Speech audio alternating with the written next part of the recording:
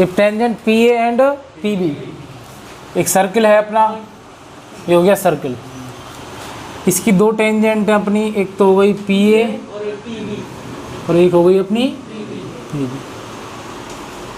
अब तुम खुद देखना, अगर आप पी ए ऐसे लिखोगे तो पी बी सेट नहीं होगा आपका, इसका मतलब पी अपना यहाँ है और ए अपना यहाँ और बी अपना इस तरीके से टेंजेंट ऐसे जाएंगे अपनी। अब क्वेश्चन को पढ़ लो एक बार। If tangent P A and P B from a point P, किस पॉइंट से? पी से, टू ए सर्कल, बिल्कुल है, विद सेंटर ओ, सेंटर क्या है अपना? ओ। अपन यहाँ दे देते हैं, ये कौन सा पॉइंट है बताओ? स्पर्श बिंदु बोले तो कॉन्टैक्ट पॉइंट। कौन सा पॉइंट? तुम्हें चैप्टर में कॉन्टैक्ट पॉइंट दे रखा है। Are incline to each other,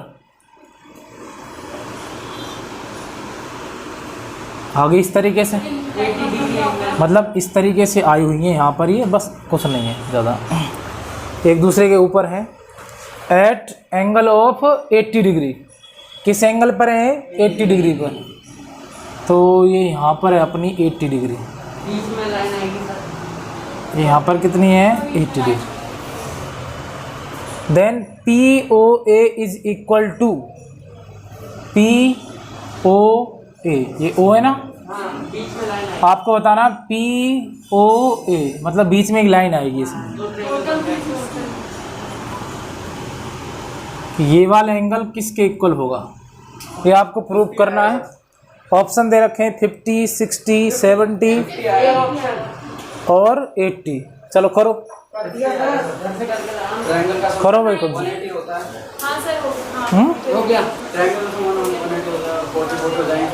करो, मैंने आपको कल थोड़ा बहुत ही करवाई रखा है, इसका पॉज कर दो थोड़ा देर। हाँ पहले इनको कॉन्ग्रुएंट प्रूव कर दो, कैसे भी करो, तुम्हारी इच्छा जैसे करो आप। कल तक अपने कर चुके हैं पी ओ ए और पी ओ बी, इसमें बताओ क्या क्या इक्वल होगा? P O equal common side,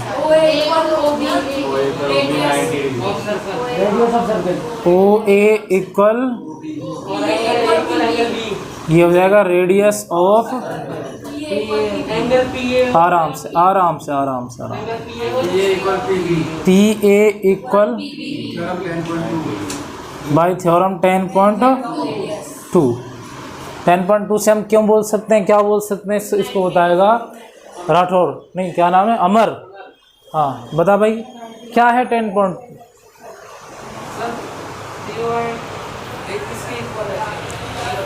क्या है 10.2? हाँ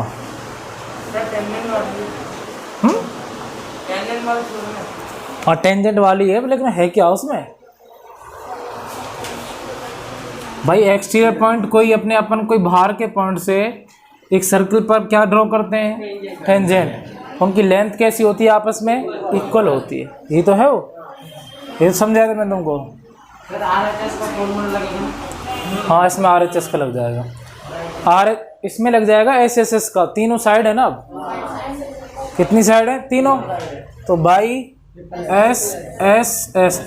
अब तुम चाहो इसमें अगर RHS लगाना है तो ये एंगल लेना पड़ता आपको, ये वाला, तो ये वाला एंगल लेना पड़ता फिर, है ना। अब यहाँ से आप लिखोगे बाई SSS, कौन सा ट्राइंगल? ट्राइंगल POA, कॉन्ग्रुएंट होगा, ये लिखना जरूरी है, POB। अब एक एक चीज़ को चेक कर लो यहाँ पर, PO PO PO PO, उसके बाद OA OB, सही है, PA और PB एकदम सही है। यहाँ से क्या निकल के आएगा कि angle P equal angle P। अब P कौन सा? इस ट्राइंगल का कौन सा? POA का कौन सा वाला ट्राइंगल? ये वाला, इसका नाम होगा APO। मैंने कल बोला था मैं किसी से पूछूंगा तो मैं से इससे पूछूंगा। इधर इस P का नाम क्या होगा? P का नाम क्या होगा? हाँ POB नहीं सर, PBO, मैं फिर से बोल रहा हूँ, ये वाला एंगल इसके इक्वल आया है ना। इस तरफ नाम क्या होगा और इस तरफ नाम क्या होगा? मुझे नाम बताओ। चल ऊपर वाला नाम बता क्या होगा, ऊपर की तरफ जल्दी बता। का 2 + 3 ऐसे कर रहा है, क्या कर रहा है इसमें, यहीं से ऐसे बोल देंगे अब। हाँ ऊपर वाला ए ओ पी, हर बार उसको लास्ट में ले रहा है या शुरू में ले रहा है उसको, है ना। अब तुक्का भी मार रहा है, तुक्के में भी लास्ट आ रहा तेरा वो, इसका मतलब बात भूल गया है तो अभी लास्ट में 100 डंड लगा के जाएगा। डंड जानता है, डंड कसरत वसरत, डंड बैठक, नहीं तो पहलवानी नहीं की तूने यार, दंड बैठक नहीं जानता तो। यहाँ पर देखो चार्ट क्या नाम होगा, APO OPB या BPO, बस ये बीच में आना चाहिए, बात खत्म। P के इक्वल क्या है P, ऐसे O के इक्वल क्या है O। अब इसमें O का नाम क्या होगा, इस वाले में AOP, उसे लिखो क्योंकि जरूरत हमें इसकी है ना, AOP। वैसे एक मिनट रुक जाओ, हमको क्या फाइंड करना है इसमें, POA, तो इसको तुम सीधा यही लिखो POA, क्योंकि बुक में POA फाइंड करना तो वही लिखो POA। ये बीच में आना चाहिए, चाहे स्टार्टिंग इससे हो चाहे इससे हो, लेकिन हमें फाइंड करना POA, तो आप POA लिखो। इक्वल किसके होगा, POB के, POB इधर लिखना होगा by CPCT, equation number first, इसका नाम दे दो आप इक्वेशन नंबर फर्स्ट। अब करना है आपको किससे, from quadrilateral AOB and P, from quadrilateral AOBP। अब इस AOBP में देख लो आप, एंगल A की वैल्यू क्या होगी, एंगल B की वैल्यू क्या होगी, इधर लिख देना बाय थ्योरम नंबर 10.1। रेडियस और टेंजेंट के बीच में हमेशा कितने डिग्री का एंगल बनेगा, 90 का। क्लियर है इतनी बात।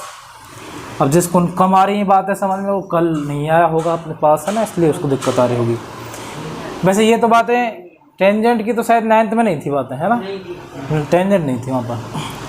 दूसरा सुनो, P की वैल्यू दे ही रखी है, टोटल कितनी है 80 डिग्री, O की फाइंड कर लेते हैं। देखो अब लिखो अब सबको, angle A plus angle B plus angle P plus angle O equal 360। इधर लिख देना angle sum property of quadrilateral. अगर ट्राइंगल होता तो 180 और क्वाड्रिलेटर है तो 360। एंगल A की वैल्यू 90, B की, P की और एंगल O की फाइंड करना ही है अपन को, इक्वल 360 हो गया।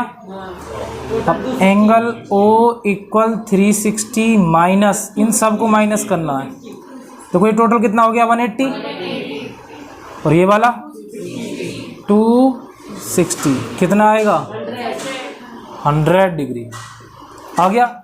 अब इस ऊपर गौर करो आप, ये O टोटल है, ये वाला किस किस से मिलकर बन रहा है, वो इस वाले से और इस वाले से, और ये दोनों आपस में कैसे हैं, इक्वल। थोड़ी देर पहले अपन ने प्रूव किया है, बट इसको लिखेंगे कैसे हम, उस पर थोड़ा गौर कर लो।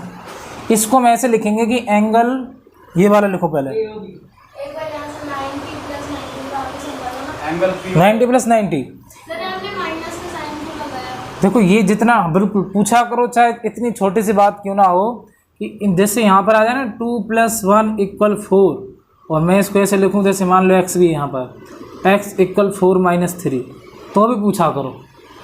देखो 2 और 1 कितना हो गया टोटल 3, ऐसे ही 90 और 90 180 + 80, तो हो गया अपने पास 260। 260 यहाँ पर प्लस में है, लेकिन जैसे ही ट्रांसपोजिशन होकर इस तरफ जाएगा, किस में हो जाएगा, माइनस में, ये आ गया। उसके बाद क्या निकल के आ गया अपना 100 डिग्री, मतलब एंगल O की टोटल वैल्यू कितनी है 100 डिग्री आ गई। अब जो एंगल O है अपना किस किस से मिलकर बनेगा वो देख लो, ये बनेगा इस वाले से मिलकर और इस वाले से मिलकर, इसका नाम क्या है POA, तो यहाँ पर लिखो आप P O A plus angle P O B, angle P O B equal क्या बनेगा अपना ओ, और ओ की वैल्यू क्या है 100, या आप ओ लिख देना उस, या फिर सीधा आप क्या लिख देना 100 लिख देना। लिख दिया क्या, इनकी ज़रूरत नहीं है अभी, ये देख लो तुम बस। पी ओ ए और पी ओ बी हो गया। अब हमको फाइंड क्या करना है, पी ओ ए। यहाँ से थोड़ा ज़्यादा गौर से सुनो अब तुम सब। जो चीज़ हमको फाइंड करनी होती है सिर्फ और सिर्फ इस जगह से मनीषा को दिक्कत होती थी, जहाँ तक मुझे ध्यान है, जो चीज़ हमको फाइंड करनी है ना सिर्फ उसको पकड़ लो और बाकी चीज़ों को यहाँ से भगाने की कोशिश करो। देखो यहाँ पर क्या लिखा हुआ है, P O B. P O B किसके इक्वल है, तो मैं इस जगह पर, ये तो ऑलरेडी लिखा हुआ है अपने पास पी ओ ए, भाई इसको तो भगाना नहीं, क्यों फाइंड करना है। इसकी जगह रिप्लेस करके क्या लिख दो, पी ओ ए, पी ओ ए लिख दिया इक्वल 100 डिग्री। अभी आपने लिखा क्यों, इसको आप ब्रैकेट में पीछे शो कर दो, ये वाला मैटर लिख कर, angle P O A equal P O B, इसलिए हमने इसकी जगह क्या लिख दिया है, पी ओ ए। ये आपको लिखना होगा, 10th क्लास में इस बात के नंबर होते हैं। अब देखो एक तो पी ओ ए रहा और एक ये रहा, कितने हो गए P O A, 2 P O A, 2 angle P O A equal 100 degree. तो पी ओ ए ये मल्टीप्लाई में, किस में, मल्टीप्लाई में, जब 200 के अपॉन में आएगा तो कितना आ जाएगा, तो पी ओ ए की वैल्यू क्या आ गई 50 डिग्री। तो option number A is the correct answer. ठीक है, आ गया, लिख लो सर। जिनको समझ में आ गया कोशिश करना बिना देखे लिखो, अगर इनको नहीं आया भाई एक एक शब्द को देखो और लिख लो। बंद कर इसको। अब थोड़ा मतलब आराम से बताऊंगा, वो जोश नहीं दिखाई देगा पहला वाला। एक सर्कल हो गया, ये मैं एक सर्कल एक यहाँ बना दिया मैंने। पहले तो तुम क्वेश्चन को पूरा पढ़ा करो मेरे साथ साथ, तेरे को अभी नहीं आएगा भाई, जब चैप्टर शुरू होगा तब आएगा समझ में। इसमें बहुत कुछ समझाने को था, पहले 3-4 दिन इसको मैंने समझाया था पहले। हाँ अगर देख लेती है तो आएगा, नहीं तो अगला चैप्टर ही समझ में आएगा तेरा। क्वेश्चन नंबर फिर से देखो उसको, फिर देख सकते हो। तो क्वेश्चन नंबर 4 बोल रहा है कि prove that the tangents drawn the ends of A diameter. तो सबसे पहले इसमें एक डायमीटर बनाओ, बना दिया। इनके एंड से अपन को क्या बनानी है, टेंजेंट। टेंजेंट अब मैं यहाँ पर 90 डिग्री की ही क्यों बना रहा हूँ, बिकॉज रेडियस और टेंजेंट के बीच में 90 डिग्री का एंगल ही बनेगा, तभी तो टेंजेंट है। सेम टू सेम इधर मुझे ऐसी बनानी पड़ेगी, 90 डिग्री की बना दी है मैंने। अब ये भी 90 और ये भी 90। अपने पास पैरेलल लाइंस मैंने स्टार्टिंग में पढ़ा देता हूँ उनको, लाइंस और लाइन सेगमेंट की मैंने बात शुरुआत में इनको बता दी कि अगर अंदर वाले को इंटीरियर एंगल का सम कितना हो, 180 हो, तो लाइन कैसी होती हैं, पैरेलल। इसी का उल्टा, अगर लाइंस पैरेलल हो तो अंदर वाले को इंटीरियर एंगल का सम कितना होगा, 180। अब इसमें सिर्फ सुनो मैं कहना क्या चाह रहा हूँ तुमसे। ये दोनों लाइन अगर पैरेलल हैं और इसको कोई ट्रांसवर्सल लाइन ऐसे इस तरीके से काट गई, तो जो अंदर वाले अपने एंगल है ना, ये वाला एंगल और ये वाला एंगल, इन दोनों का सम कितना होगा। अब दूसरी बात सुनो, ये दो लाइनें आपको नहीं पता कि ये पैरेलल है या फिर नहीं है, आपको नहीं पता है कि पैरेलल है या नहीं है। और इस तरीके से अगर कोई ट्रांसवर्सल लाइन है और इनके अंदर का सम आ रहा है, मान लो ये आपका आ रहा है, ये भी 90 आ रहा है और ये भी कितना आ रहा है, 90, हो गया ना 180। अगर ऐसा आपको दिख रहा है तो आप बोल सकते हो कि ये दोनों लाइनें कैसी होंगी, पैरेलल होंगी। उल्टा चलता सिस्टम, अगर ऐसा है तो लाइन पैरेलल होंगी, और अगर लाइन पैरेलल हैं तो अंदर का सम कितना होगा, 180 होगा। बात खत्म, इतना सही बोलना है बस। अब question number 5, prove that the perpendicular, heat बने ज़्यादा तो बता देना, बंद कर दूंगा। हाँ बन रही है हीट, मुझे पता था। इसको बंद कर दो तुम एक मिनट, इसको ये घुमाता है इसको, फिर अब उसमें से निकल जाएगी। यहाँ तो मर जाएंगे गर्मी में, वो सामान देंगे।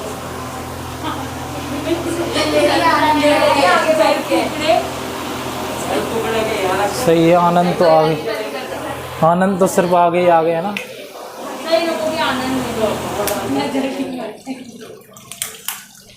पानी चलने दो, सिर्फ उससे फील रहेगा कि पॉइंट हो गया। फिर लिख दो आप OB इज ए परपेंडिकुलर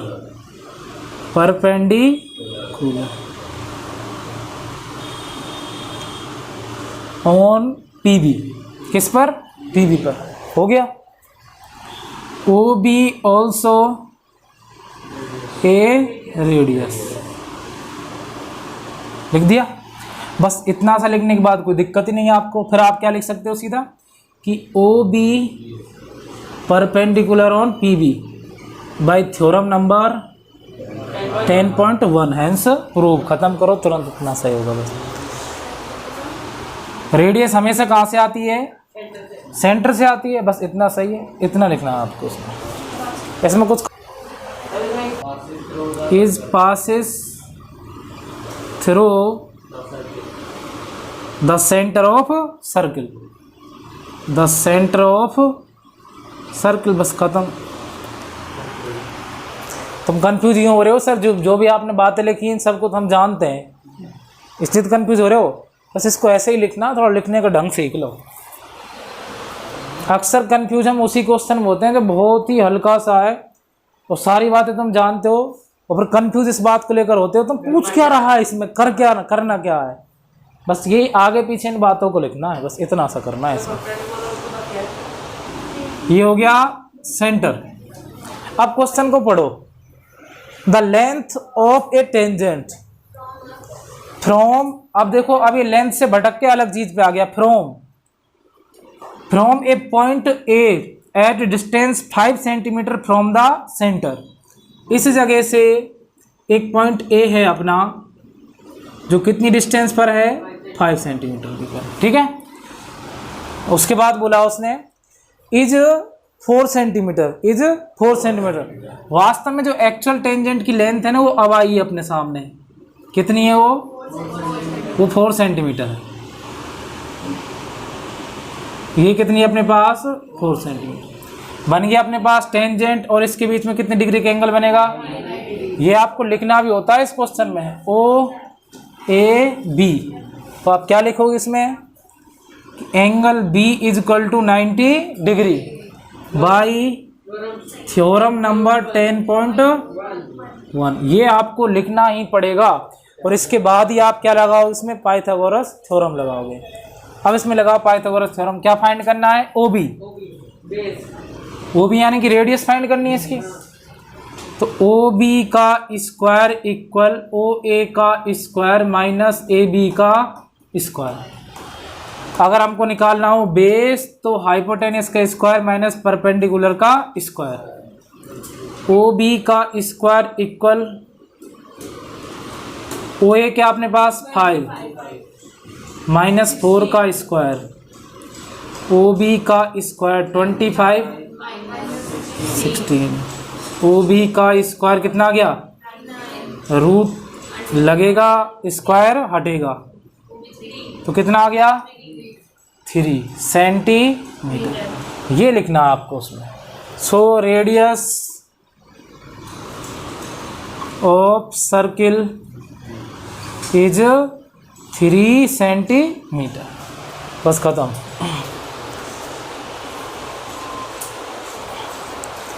अब आ गया बढ़िया क्वेश्चन, क्वेश्चन नंबर 7, जो बढ़िया क्वेश्चन है। मैं अंडरलाइन कर लो कॉन्सेंट्रेट, ये आपको सिखाने लायक चीज है।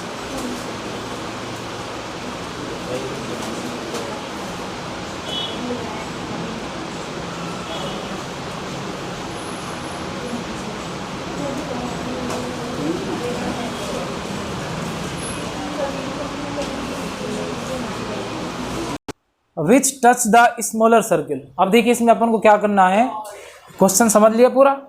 अब मैं इधर और बना रहा हूँ इसको। ये एक सर्किल है, ये एक सर्किल है अंदर की तरफ। चलो थोड़ा ज़्यादा वैसा हो गया, वो थोड़ा छोटा करो इसको। ये हो गया। अब क्या कि एक ऐसी कोड है इसमें जो छोटे वाले सर्किल को क्या कर रही है? टच कर रही है। कर गई टच। इसकी अपन को लेंथ फाइंड करनी है ए कोड की बी, जिसमें अपने पास क्या क्या गिवन है कि इसकी जो रेडियस है वो कितनी है 3 सेंटीमीटर और बड़े वाले की कितनी है 5 सेंटीमीटर। अब ऐसे समझ लो तुम्हें इसकी रेडियस कितनी है 3 सेंटीमीटर और इस बड़े वाले की रेडियस कितनी है 5 सेंटीमीटर। अब तुम्हें साफ साफ दिख गया होगा, दिख गया। बट देखो इसमें मैं तुम्हें कंफ्यूज ऐसे करता, बड़े वाले की हो गई और इसमें कोड ये हो गई। अब यहाँ से आगे तुम्हारे सोचने की क्षमता ही ख़त्म हो जाती कि करना क्या है, इसमें कैसे फाइंड करेंगे आप। वही चीज़ है, बस इसको ऐसे बना लो, चीज़ें वही हैं। इसको कैसे बना लो, इस तरीके से। ये देखो छोटे वाले की रेडियस आ गई 3, बड़े वाले की कितनी आ गई 5। अब बड़े वाले को आप इस तरीके से बनाओगे तो कंफ्यूज हो जाओगे ना। ये क्या बन गया आपके सामने, एक राइट एंगल ट्रायंगल। क्यों?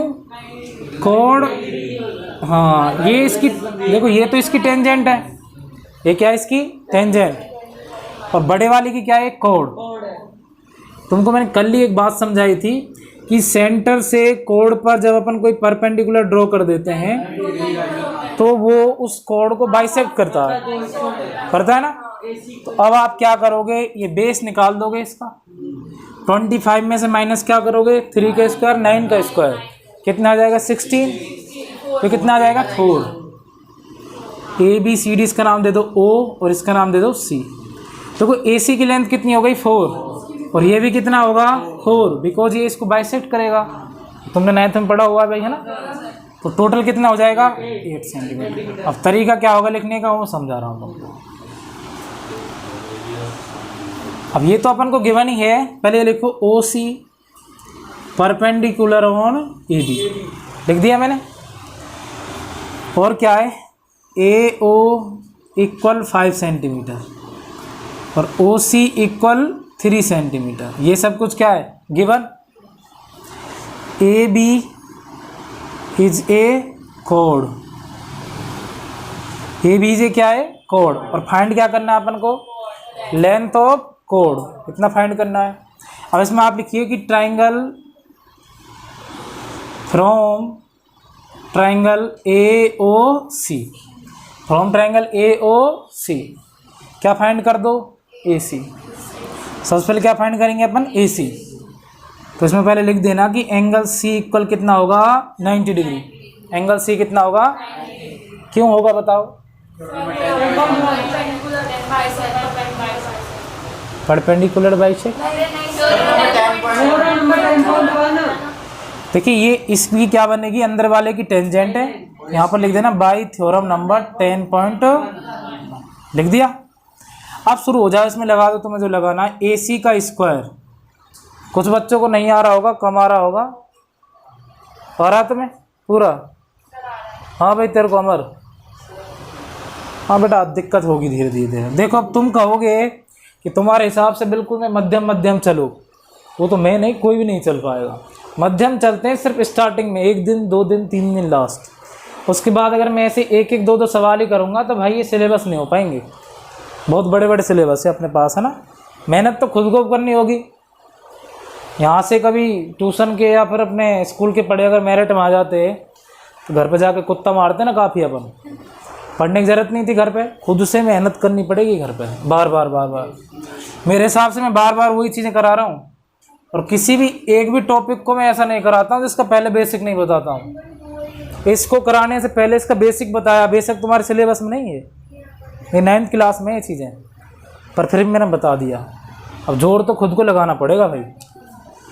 ए सी का स्क्वायर इक्वल क्या होगा ए ओ का स्क्वायर माइनस ओ सी का स्क्वायर। ए सी का स्क्वायर ए ओ बताओ क्या है 5 का स्क्वायर माइनस 3 का स्क्वायर। अब अगर तुम मेरे से पूछो कि सर ये क्या लिख रहा है, तो देखो ये तो सबसे बड़ी पागलपंती की बात है। तुम्हें पता है कि मैंने यहाँ ओ सी लिख रखा है, तो मैं ओ सी की वैल्यू लिखूँगा यहाँ, पर तुम क्या ऐसी चीज़ों को पूछते हो मेरे से कि सर ये क्या लिखा हुआ है। इसका मतलब तुम गौर से नहीं देखते इसको। देख लो तुम फिर नोटिस करो अब इसको ना। AC स्क्वायर इक्वल 5 5 जा -9, ये आ गया 16, ये यहाँ से स्क्वायर हटेगा क्या लगेगा रूट, और AC की वैल्यू क्या आ गई 4 सेंटीमीटर। आ गया। आगे अगर अपन को कोड फाइंड करनी है तो तुमको पता होगा कि OC या perpendicular from centre on the code, perpendicular from the centre on the code, on the code is bisect the code. भाई फिर बोल रहा हूँ, अब रो लो चाहे कुछ भी कर लो, 9th क्लास की बातें, इसलिए मैं थोड़ा फास्ट लिख दिया इसको, ये सारी बातें 9th क्लास में है। परपेंडिकुलर फ्रॉम द कोड में फिर से समझा देता हूँ कि सेंटर से अगर अपन किस पर कोड पर कोई भी परपेंडिकुलर ड्रॉ करते हैं तो उस कोड को कितने भागों में डिवाइड करता है वो 2, और 2 पार्ट कैसे होते हैं इक्वल इक्वल। बट आप 2 पार्ट ना समझ के तुम इस वर्ड का मतलब समझो, बाइसेक्ट का। किसका? बाइसेक्ट का मतलब होता है हिंदी में समद्विभाजित, समान 2 भागों में बांटना। सम संस्कृत का क्या हो गया? द्वि मतलब 2, भाजित मतलब विभाजित करना, खंड करना। सम मतलब समान, द्वि मतलब 2, भाजित मतलब खंड करना या भाग करना 2। समान 2 भागों में बांटना क्या होता है? बाइसेक्ट होता है। तो यहाँ आप लिख सकते हो AC इक्वल क्या हो जाएगा? CB या फिर BC हो गया। और आप तुम यहाँ ये भी लिख सकते हो कि AB इक्वल किस किस से मिलकर बनेगा AB? तुम चुप रहना एक बार, अमर बताएगा, बहुत छोटी बात है ना। बता भाई AB किस किस से मिलकर बन रहा है? AC और बता। अरे भाई AC और AO से। अब बता इसमें मैं क्या करूँ, बता। AC + C। सर खुद देखो तुम, ये रहा अपना AB, ये टाइम इसलिए लगता है इतना, फिर मैं इतनी स्लो चलूँगा तो भाई दिक्कत होगी। ये टोटल AB है, इसमें AO का क्या काम? ये बनेगा AC से और CB से मिलकर, AC से और CB से मिलकर, AC + CB। AB इक्वल, बताओ AC की लेंथ क्या है? 4, और AC किसके इक्वल है? CB के, तो CB की लेंथ क्या हुई फिर? यार तुम मत बोला करो यार, एक बार उसको खून पी लूँ मैं कुछ दिन, है ना। उसका खून तब तक पीऊँगा तब तक वो पढ़ने ना लग जाए, वो अपना आप पढ़ने लग जाएगा। हाँ, इसका फॉर्मूला RHS होगा, SCS होगा।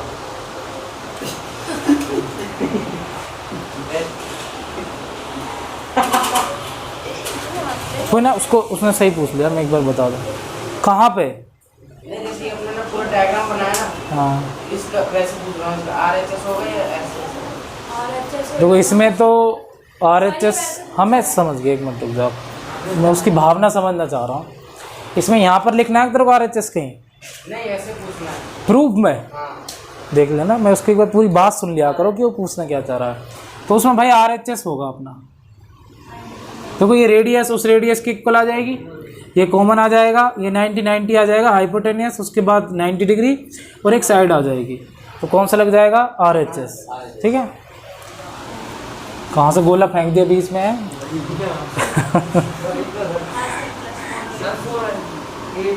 AB इक्वल 8 सेंटीमीटर, खत्म। तुम तो अपने आप करने लग जाया करो ना, जिनसे मुझे माथा मारना मैं अपना आप मार लूँगा उनसे। पढ़ो भाई, मेहनत करो धुआंधार, ज़्यादा नहीं तो मैं जितना यहाँ कराओ ना उतना परफेक्ट कर लो, धीरे धीरे हो जाओगे खुद परफेक्ट। हाँ हो गया, करो क्या। और ये क्या है? Contact point. कॉन्टैक्ट पॉइंट मतलब स्पर्श रेखा। ये ऐसा कॉन्टैक्ट पॉइंट है कि जहाँ पर अपन इस सर्किल के बाहर से एक ऐसी लाइन खींचते हैं, एक ऐसी लाइन ड्रॉ करते हैं जिसको टच करती है। देखो अपन यहाँ पर बनाते हैं ना बोर्ड पर, तो बोर्ड पर क्या है कि एग्जैक्ट वो बिल्कुल गोल नहीं होता है, और कहीं ना कहीं हमसे थोड़ा बहुत कसम होता है तो चपटा सा रहता है। अगर वास्तव में एग्जैक्ट गोल होगा ना ये, तो बिल्कुल हल्का से एक पॉइंट पर टच करेगी इसको बैठ के, और जहाँ पर एग्जैक्ट टच करेगी, मान लो कि वो पॉइंट ये है और ये क्या है इसका सेंटर है। जब सेंटर से हम इस पॉइंट को देखो, थोड़ा इस तरफ दिख गया होगा आपको, हमने इसके यहाँ सेंटर मान लिया। सेंटर से जब मैं लाइन ऐसी ड्रॉ करूंगा, बोले तो रेडियस करूंगा यहाँ पर, क्या करूंगा रेडियस।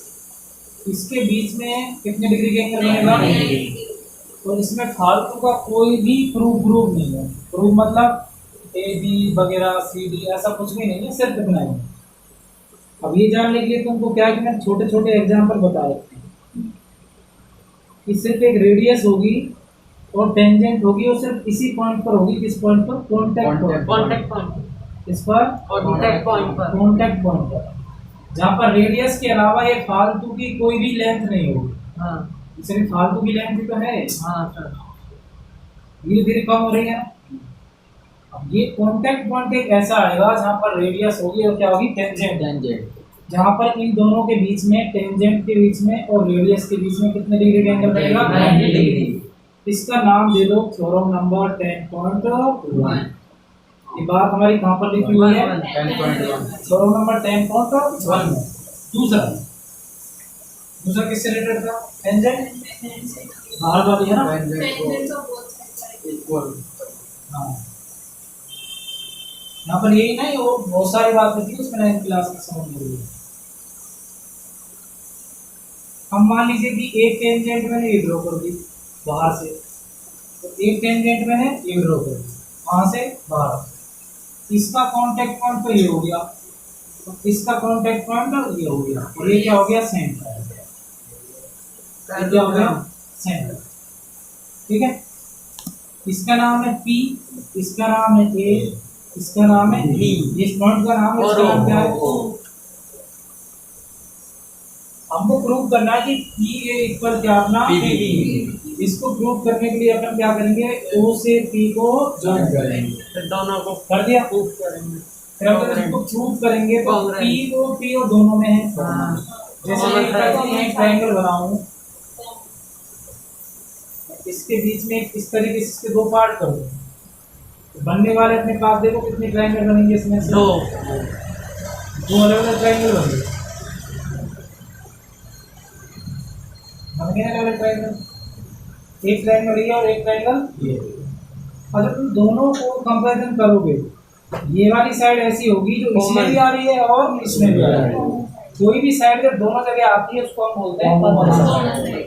तो P और PO दोनों तरफ, PO दोनों तरफ। इस पर अपन कॉम्बिनेशन में प्रूव करेंगे तो ट्रायंगल का नाम देखेंगे, POA। ये ट्रायंगल का साइन होता है ना। अगर मैं इधर से लिया POA से, तो इसको इधर से ही लो, POD।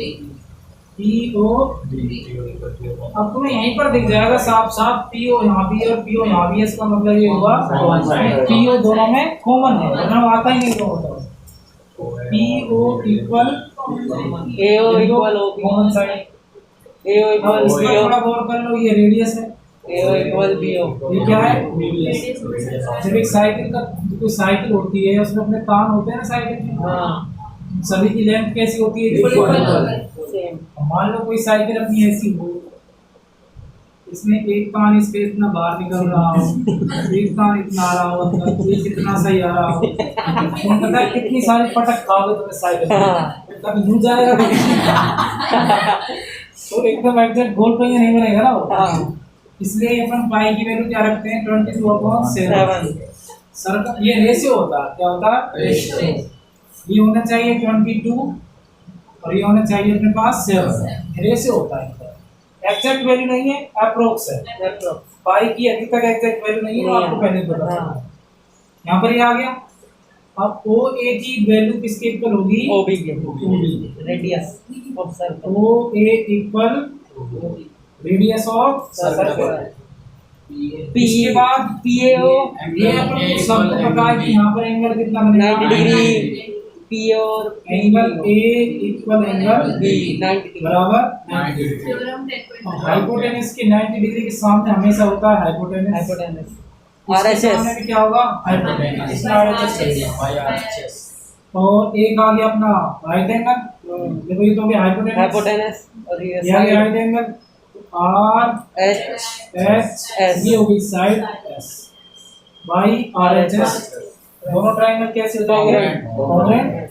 इनसे अपन बोल सकते हैं जो भी कुछ है। ये क्यों करते हैं हम पढ़ते होंगे कि ये अपने पास एक स्क्वायर है, क्या है स्क्वायर, ये स्क्वायर का क्या डायगोनल, क्या स्क्वायर का डायगोनल।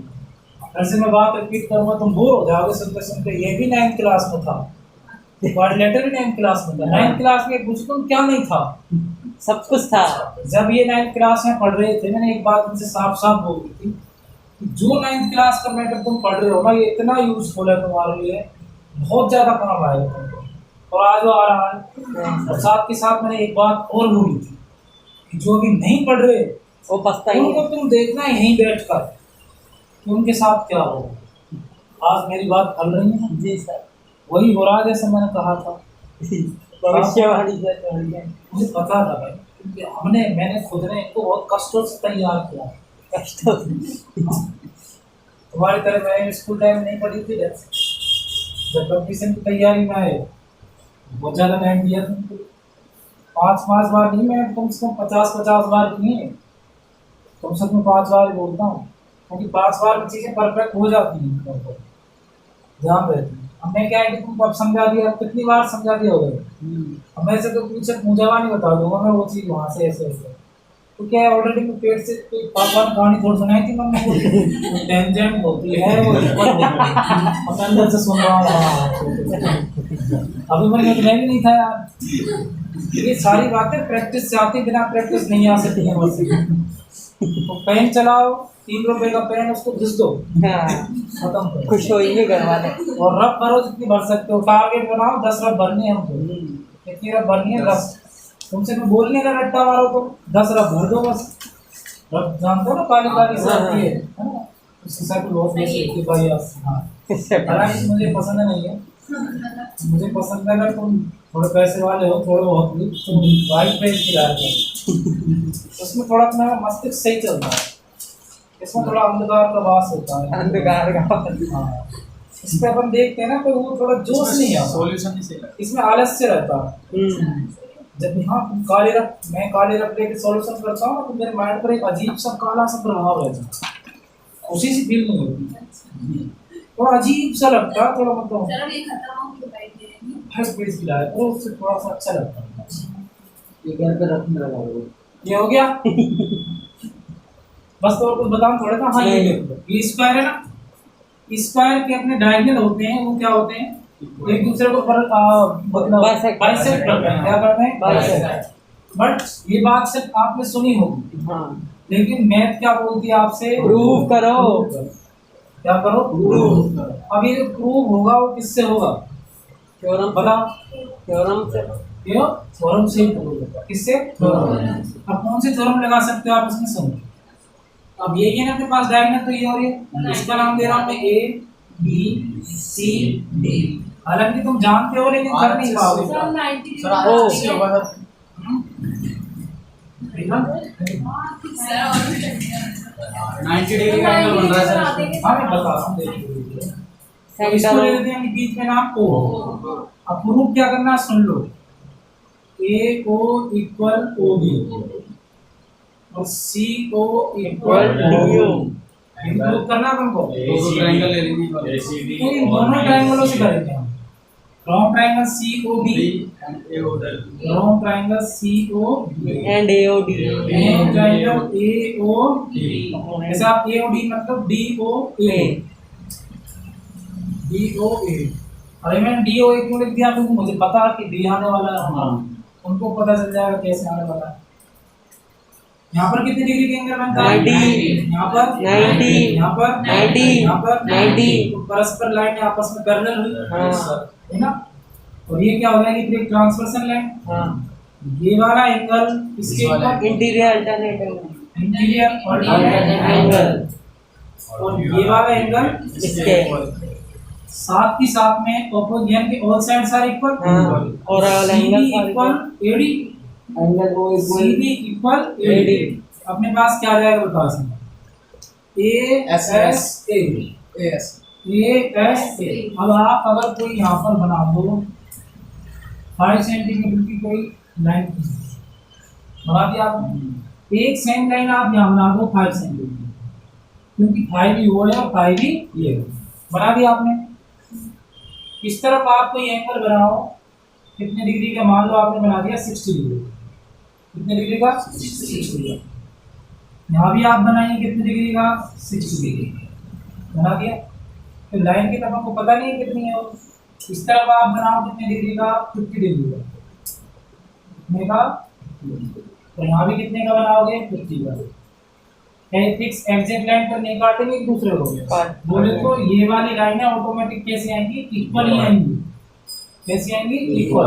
नहीं तो बना के देख लो आप, ये 5 है, ये 5 है, इधर से आपने 60 बना दिया और इधर भी आपने 60 बना दिया, उधर 50 बना दिया, इधर 50। तो जहाँ पर आके ये काट रही है ना इसको, वहीं पर आके ये काटेगी इसको। ये वाला 60 कोई बड़ा थोड़ा हो जाएगा? नहीं, बड़ा थोड़ा हो सकता है। तो ये दोनों ट्रायंगल आपस में कैसे हो जाएंगे? कॉन्ग्रुएंट हो जाएंगे। कैसे हो जाएंगे? कॉन्ग्रुएंट। बस कॉन्ग्रुएंट का मतलब क्या होता है, इसको इसके ऊपर अगर हम रखेंगे तो एग्जैक्ट कुछ नहीं दिखना चाहिए। तो ये वाली लाइन इसके इक्वल, ये वाली इसके इक्वल, वो भी अपना इस कैसे बोल सकते हैं अपन कि diagonal are bisect each other of a square या इन ए स्क्वायर। ये सारी बातें जो वन लाइनर आप पढ़ते हो, इन सब का जो प्रूफ निकलता है वो कॉन्ग्रुएंस से ही निकलता है। इससे निकलता है। तो इसकी जो बड़ी मम्मी है वो कौन? सिमिलरिटी। सिमिलरिटी तो पता ही, वो कौन निकालती है आपको? ट्रायंगल है सिमिलरिटी को। एक महीने का चैप्टर है सिमिलरिटी में वो बढ़िया चीज है, ट्रायंगल वगैरह उसमें चैप्टर नंबर 6 में ट्रायंगल। बंद कर दो सर से।